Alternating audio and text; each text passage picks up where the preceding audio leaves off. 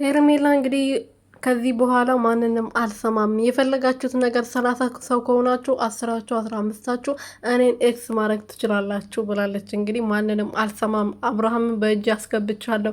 አረ የወንድ ልጅ አምላክ የለም ወይ? ወንድ ልጅ ተደፈረ። አረ ወንድ ልጅ ተወዷል። እናንተ እዛ ኢትዮጵያ ላይ ወንድ ልጅ እኮ በጣም እየሞተ ነው። ፈጣሪ ነፍሳቸውን ይማርና፣ ግን እዚህ ጋር አብርሃም ላይ ይጫወቱበታል። ተደፈረ። አረ የወንድ ልጅ ያኔ ወንድ ልጅ ተደፈረ። አብርሽ ተደፈረ። አበጋዝ ተደፈረ። የልዑል አባት ተደፈረ። አረ እንድረስለት።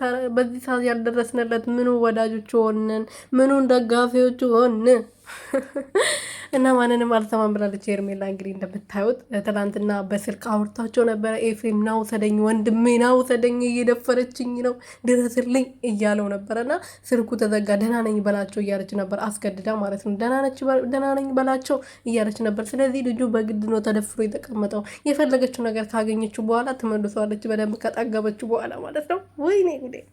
ሰላም ቤተሰቦች እንዴት ናቸውልኝ? እኔ በጣም ደህና ነኝ እግዚአብሔር ይመስገን። በያላችሁበት ሰላማችሁ ብዝት ትርፍርፍ ይበልልኝ። ለዚህ ቻናል አዲስ የሆናችሁ ሰብስክራይብ፣ ሼር፣ ላይክ እያደረጋችሁ ቤተሰብ እንድትሆኑ በትህትና እየጠየቅኩኝ፣ እንግዲህ ወንድ ልጅ ተደፍሯል። ለወንድ ልጅ እንደረስለት ወገን። አረ ሴቶች በተለይ ለወንድ ልጅ እንደረስለት። አረ ወንድ ልጅም ችላ አትበል፣ ድረስለት። እንደ ወንድ ልጅ እንደዚህ በሴት ሲደፈር እንዴት በዛ እቺ ያያውን ልጁ ደንዝቷል። እንግዲህ አይናገር አይጋገር። ይሄ ልጅ ጤነኛ የሚሆን ይመስላችኋል? ሲመለስ አሁን ዱቄት ሆኖ እኮ ነው የሚመለሰው እኮ። እዛ እኮ ገና አብርሃም አጠገቧ ሲሄድ ነበር። አብረን እንተኛ፣ ናፍቀኸኛል፣ እንደ በፊቱ ከአንተ ጋር ማተኛት አምሮኛል ያለችው በሚዲያ ማለት። አረችማ ምን አይነት ማፈሪያ ነች ግን!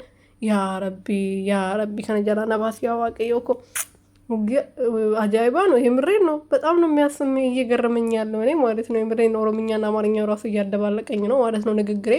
ምክንያቱም ግራ ግብት ነው የምትለው። በጣም ነው የምትገርበው ምን አይነት ሴት እንደሆነች። እኔ ለሷ ምን ብዬ ራሱ ማውራት እንዳለብኝ አላውቅም። ለማንኛውም ወንድ ልጅ ተደፍሯል። አረው